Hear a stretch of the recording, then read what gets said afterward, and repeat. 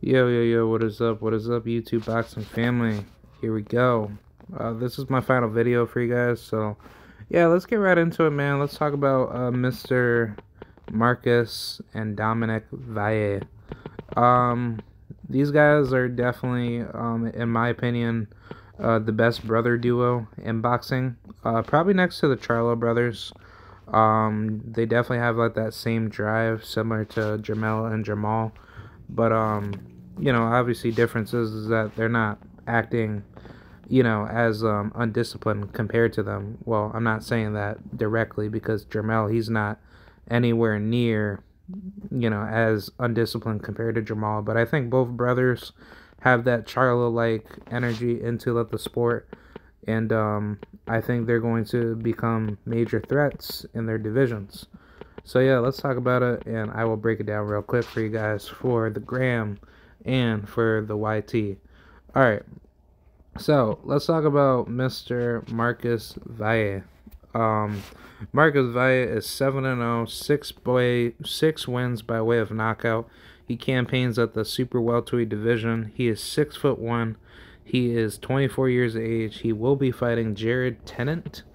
Okay, this guy might be some bad news, but he's 8-1. He got 4 KOs and he stopped his recent opponent.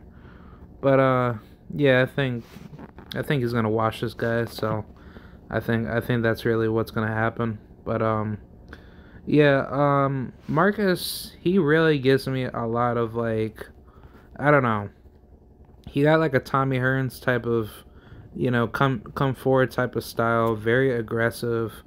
Very, very heavy with his hands when he plants his feet at the right position, and he's very laser focused. Like, he really understands, the game well to actually put somebody down, and I don't think he does it intentionally. I think that the good thing about him, compared to anybody in the super welterweight division, is that when you think about consistency and the timing of your shots, you have to be defensively meticulous behind it. And I think the great thing about Marcus is that he doesn't think about the knockout. The knockout naturally occurs, and he has a really, really good ring IQ to understand, what's going on in a fight. Obviously, with his last fight, people want to say, oh, well, he didn't stop his last opponent. But I will blame with the referee. That was a very poor disqualification with his fight versus Luis Miguel Sanchez. I wasn't really happy with that. I think Marcus should have been given the opportunity to stop him. And I think he was on his way to do it, because it's not like, Sanchez had really any good backing behind him in terms of what he did with his career. And I think honestly, it was all just due to him, not being consistent in his career. And I don't know what his whole mindset was, thinking oh well, he barely won against Ryan Pino, in which I thought Pino could have stopped him in the last round, but I thought Pino actually could have won that fight. But the rest of his opponents, yeah, you got blasted for a reason. But you could probably say the Anthony Young fight, he probably could have won that fight. But nah, Rincon and Valle, that definitely showed me something that he just doesn't have up the spirit no more. Not to say that he can't always try, again, to become good. It's just I just think skills wise, he's not elevating us high compared to what other fighters should be doing. But with his fight with Marcus, I personally wanted Marcus to stop him, because this would have been a really good showing for the super welterweight division to show and display how he handles against guys that know how to box and know how to make a fight, confusing, make it awkward, and make it challenging. So with Sanchez, he had that in his tool bag, but the thing was is just that he just didn't want to throw, and I think it was simply due to the fact that he was more concerned about getting knocked out, and I think that's why the referee wanted to DQ him, because he thought he was holding too much. But I wasn't thinking that was the case. It was just simply that Marcus was getting ready to stop him. So either way, no matter how much holding there was, you can't say that Marcus wasn't trying. Marcus was doing what he was supposed to do. So, I mean, either way, like, Marcus, he's in a good position. I think it's going to show as he gets more dangerous in the super welterweight division that, not a lot of guys want to fight him because he has a very tough style. And I think the perfect opponents that he could really knock off is like a guy like Vito Manecki Jr. He could definitely beat a Joseph Jackson. He's okay, but yeah, he's like there's really not that much, other competition that's going to be a major big threat. I would probably say definitely like a guy like Yoelvis Gomez, like that'll be a major player in the super welterweight division, but I'm not too sure if he's going to be sticking around because I've been hearing from several other sources from the Cuban boxing sources saying that he's moving up to 160, and I don't know what he's doing, but I think 154 is your weight class, my brother. But yeah, I mean, moving forward, like, looking at these opponents right here, Alex Rincon, that's a really good fight right now. He's been super inactive. I don't know what's been going on with his career, but I've been wanted to see him back, man. He's a really, really good fighter, and this is another example of Golden Boy, discriminating their own fighters. They're not giving fighters a full active schedule. Like, honestly, you should be active at least like 3 to 5 times a year. If you could do that every single year, if not fight more fights outside of your promotional contract, you should have the freedom to do that. No one should stop you from just getting fights. But yeah, I don't know what's going on with Alex. I might have to do a video on him. But yeah, this is a really good fight. That's a good fight for Marcus. I think Marcus can beat him. Even Greg Vendetti, knock his ass off. Get him out of here.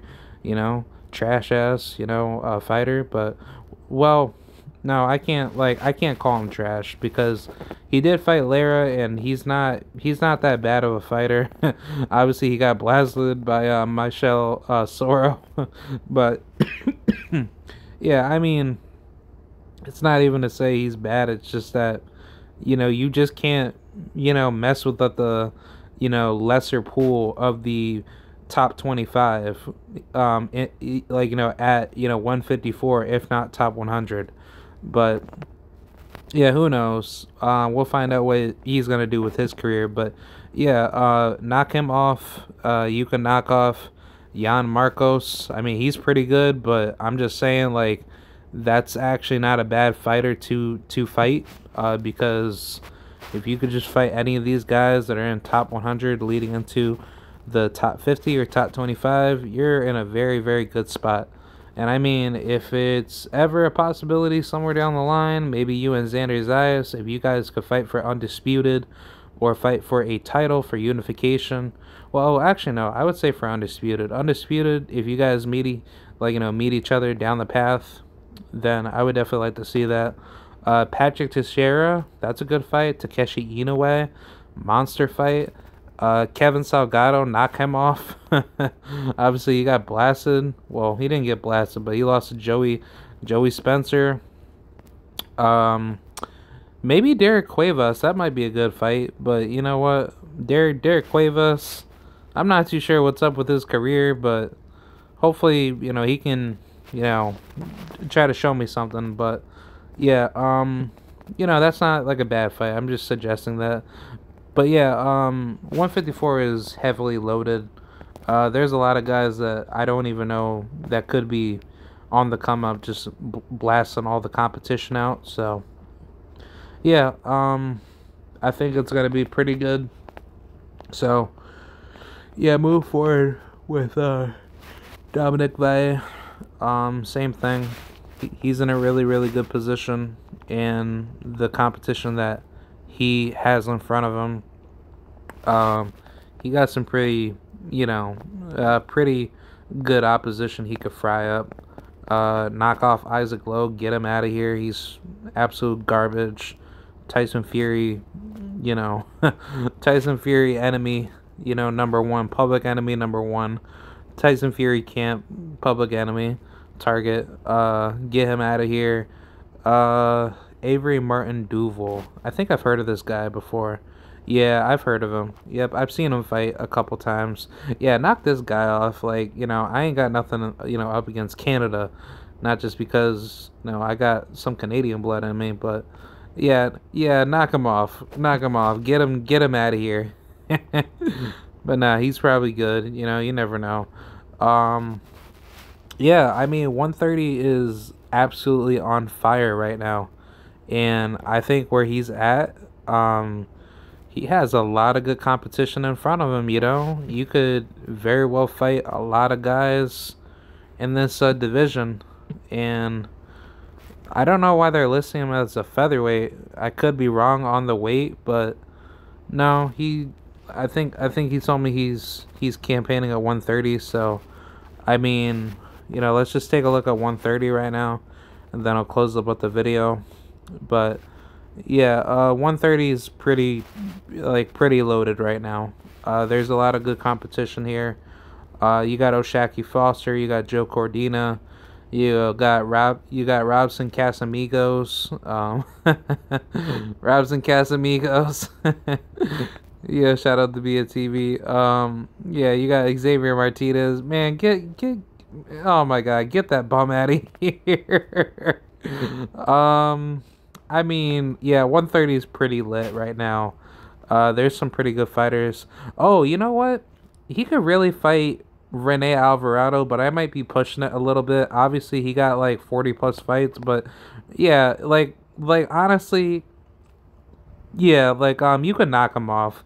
Yeah, I don't see why you can't knock this old man off. Rene Alvarado, the former WBA,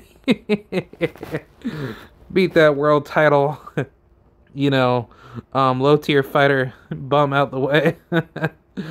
No, I mean, he ain't no bum, but either way, I mean, that would be a flame fight. Yeah, I don't know. I think 130 is going to be a very interesting division. Looking at the division right now, some really tough names that I'll put out before I close out. You got you got Jose Nunez. He's a good fighter. You got Ayrton Garcia. This guy is a monster. That's what I keep hearing about him. I know he's out of Florida, somewhere in Miami, if I'm not mistaken, but he's pretty good. Other fighters, I don't know. I would put Henry Moncho LeBron, but Henry Moncho, he's in a different state in his career right now, so I don't know what he's doing with his WBO title contention, but that's not bad, if you could try to, maybe land a fight against him. Angel Pena, I think I've heard of him too. I think he's pretty good. But I mean, looking at the 130-pound ranking picture, I think he's in a really, really good spot. So I don't think really that many guys are really going to be that much of a challenge for him. But the only fighters that I will say that will present problems will be somebody that knows how to stick and move but have insane deadly power with it. But I think Dominic, he's pretty good with, handling a lot of guys that know how to pressure, and he's not really afraid to, let the guns blazing when he sees good opportunities. But I think the greatest strengths out of him is that he knows how to dominate, an opponent when he's not even looking for a domination attempt. Has great defense, great hand-eye coordination, knowing where to shoot his shots and get his head off of the line. Very technical, very, very, very technical. He has a very good old school throwback style, and the good thing about him is that he doesn't let a fight go to waste. Like, if he sees opportunities to hurt you, he will hurt you. So I want to say it's almost similar to the Aaron Pryor school of fighting, but the problem is just that he's not coming to knock you out. He's coming to box and knock you out. So there's a difference. You could be a brawler or you could be a boxer puncher. So, that's really the whole thing. If you're a technical boxer puncher, there's more skill added onto it. But fundamentally speaking, him and Marcus are definitely fundamentally sound. They have a lot of great high ring IQ, insane good pressure when they know how to shoot their shots, and they just know how to catch those reads fast. I think their reflexes are insane when they see a good shot coming, and they just know how to break that shot down, and they know how to hurt somebody where they see the opportunity fit to be successful. So yeah, those are my thoughts on that. I think the Valle brothers are very, very good for the sport, and don't be surprised if they end up being like the Charlo brothers. I think they're gonna scale very, very high, and who knows? Even if they do have some tough battles that they lose, I'm still going to be as supportive and give my criticism, and try to be as helpful as I can to always talk about what they could do better in this fight versus that fight. So either way, I'm happy for the journey, and shout out to both of them, man. Please support them. So yeah, either way, that's pretty much it. That's pretty much what I wanted to say. So shout out to the Valle brothers, and yeah, that's about it. I'll see you guys later. Peace out. Bye.